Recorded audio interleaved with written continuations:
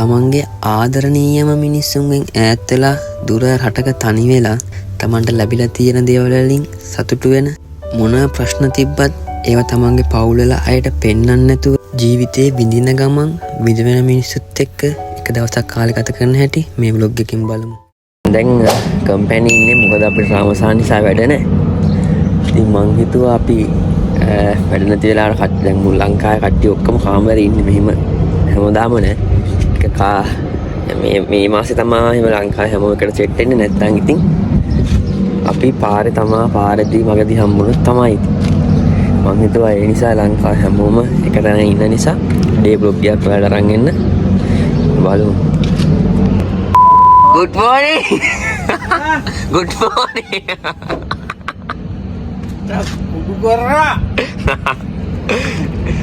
ඒ මනුස්සයා නැගිට්ටුවට දැක්ක උපජිතාර තමයි ඒ. රොටි හදන්නේ නැද්ද? මං එහාට යන්න අපේ මාමා හරිද? අපි බලමු. මං අද උදෙන්ම නැගිට්ටුවා. නැත්තම් සාමාන්‍ය මං තමයි වරක් කරගෙන ඉන්නේ. Good morning. යා රොටි හදන්නේ නැද්ද? රොටි හදන්නේ නැද්ද? මම අද කලින් කෑම කන්න. හරිෂෝ හරි මගේ. යන් යන්. අපි කප්ස කන්න. මට උඩ.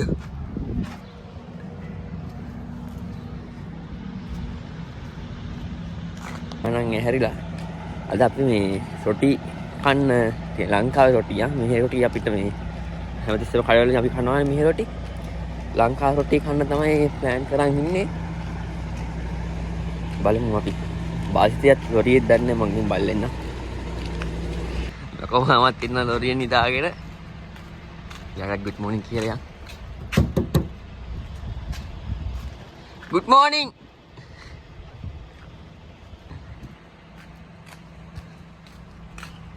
බාසිතයා ලොරියේ නෑ.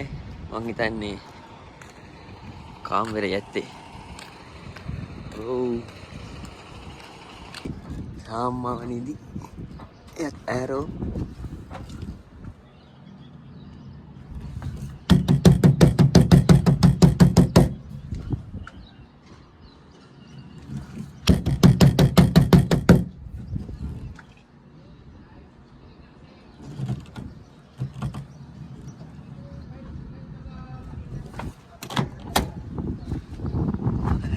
නැති පාටක් තියෙන්නේ. මේ ඉන්නේ අපේ හෙඩ් කුක්. මෙයාට පුසුත් එක්ක කතා කිරීමේ අමුතු ශක්තියක් තියෙනවා. මේ පේනවනේ දැනුත් කතා කරන ගමන්.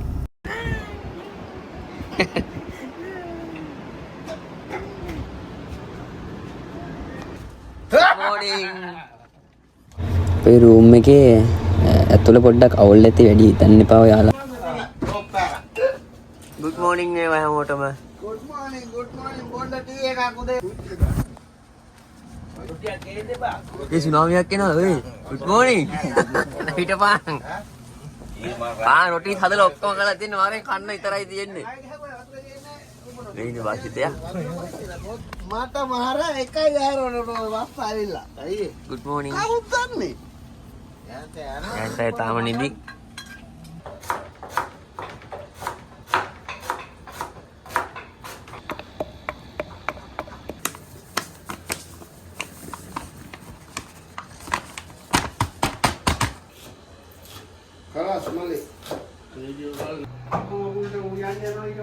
කිරි හදන්නේ මේකෙන් ලංකා ෆ්‍රෙෂ් මිල්ක් කියලානේ කියන්නේ. ඉතින් මේ මම එකක් ගත්තා. රොටි කන ගමන් කිරි බොන්න.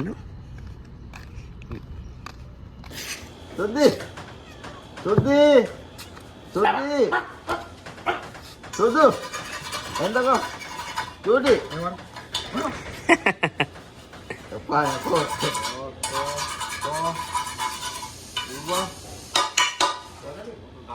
ඒ හලාවද මිනිස්සු පූසෙට්ටවත් ඉන්න දෙන්නේ නැහැ. සුද්දි එන්නකෝ ඔය ආයෙත් මෙවන්න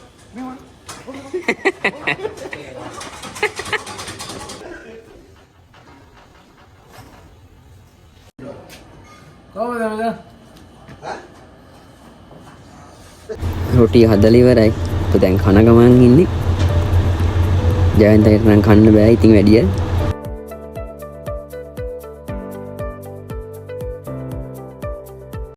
මම දැන් කාලිවරයි ඇද ටික හොදගන්නාව කියන්න ඕන මේ දැන් මේකේ ගොඩක් කටවල කට්ටිය ඉන්නවනේ මේක අපේ කම්පැනි හරියට මේ කැම්ප් එකක් වගේ. ඉතින් මට මේකේ බෑග්ග්‍රවුන්ඩ් සමහරක් අයට අවුල් ඇති.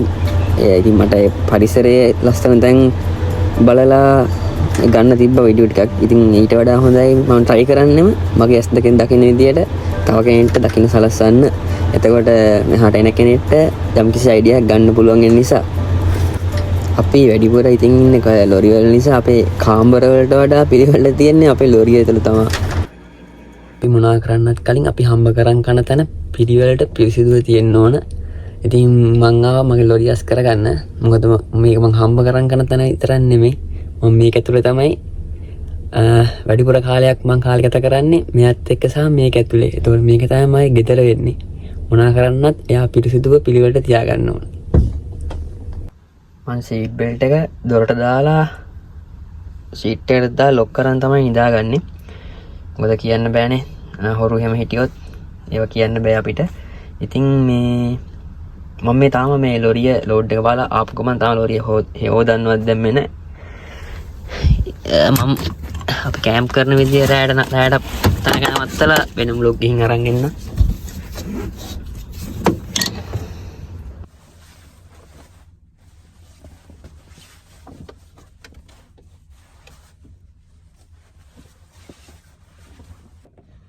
ඉතින් මගේ බ්ලැන්කට් එක ඔයාලා බලයි මෙහාට බ්ලැන්කට් මොකටද කියලා. ජෙද්ද වලට සීතල නෑ මේ දවස්වල. හැබැයි මේ ජෙද්ද පැනලා රියාද් කසීම් බුරේදා ඒ වැති වලට යද්දි සීතල වැඩි වෙනවා. මේ සීත කාල නිසා. නැත්නම් බ්ලැන්කට් එක සෞදි අරබියාවට ඕන වෙන්නේ මාස ගාණක් තියෙනවා සීත කාලේ. ඒ කාලෙදී අනිවාර්යෙන් බ්ලැන්කට් එකක් ඕන.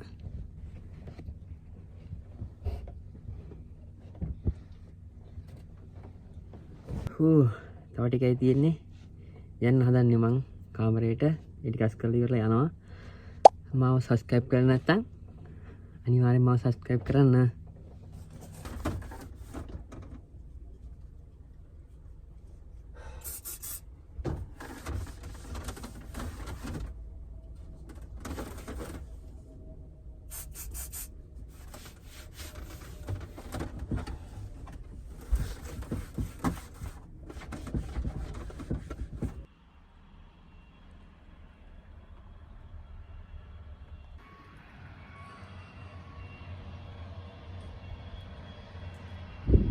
අපි දැන් අවස් වෙලා තියෙන රැට යා ගන්න තමයි හදන්නේ.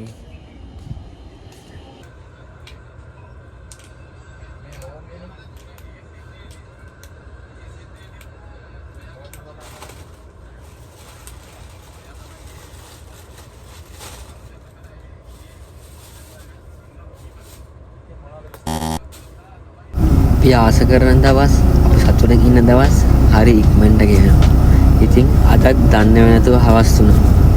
කොහෙද යන්නේ? අපි යනවා ලෝඩ් ගේට් කඩේ සුදාලා ඊමමයි කඩේ යන්න මැෂින් එක කට් කරනවා. අප්පටි මොකද හිතෙන්නේ අර වීඩියෝ ෂෙයා වෙච්ච වීඩියෝ එකට?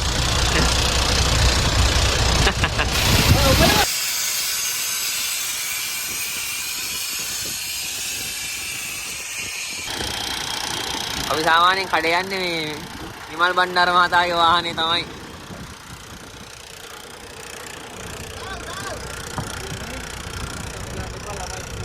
අපිට කම්පැනියෙන් කියලා තියෙන්නේ මේ විමල් බණ්ඩාර මහතාගේ වාහනේ කඩේ යෑමට පාවිච්චි කරන්න කියලා.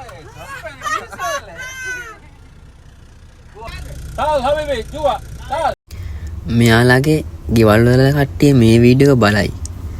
මට තේරෙන්නේ යාලා මේක බැලුවම සතුටු වේද දුක් වේද කියලා. අපි හෙට කන්න එළවලු මොන හරි ගන්නවා. මෙතන එළවලු එහෙම දාලා තියෙන ඩිස්ප්ලේ එක මාරම ලස්සනයි. මීට අවුරුදු 1කමාරකට විතර කලින් හිටපු මාව මතක් වුණා. මොකද මම ඔයාලට කලින් වීඩියෝ එකේදී කිව්වා මං රුමීනිය යන්න දාලා තිබ්බ අවුරුදු 2ක් බලන් හිටියා කියලා. ඒ අවුරුදු 2 කාලේ මං නිකන් හිටියේ නෑ. අවුරුදු 1කමාරක් විතර මං මාළු විකුණා. ඉතින් මමත් මාරම ආසයි මාළු වල කියන්නේ ඩිස්ප්ලේ එක මිනිස්සුන්ට පේන්න ලස්සනට තියන්න. ඉතින් මට මාව මතක් වුණා.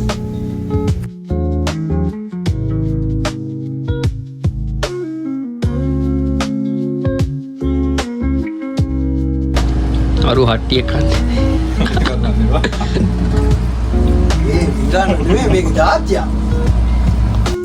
මං හිතනවා මේ vlog එකෙන් කවුරු හරි මොකක් මරි අයිඩියක් ඔලුවට දාගන්න නැති ස්පෙෂලි මේ ෆීල්ඩ් එකට එන්න ආසාවෙන් ඉන්න කෙනෙක්. ඉතින් ඔයාලගේ අයිඩියාස් මට කමෙන්ට් කරන්න. කවදාවත් තවත් මිනිස්සෙක් කපාගෙන උඩට යන්න හදන්න එපා. පුළුවන් තරම් තවත් මිනිස්සෙක් සතුටින් තියන්න බලන්න.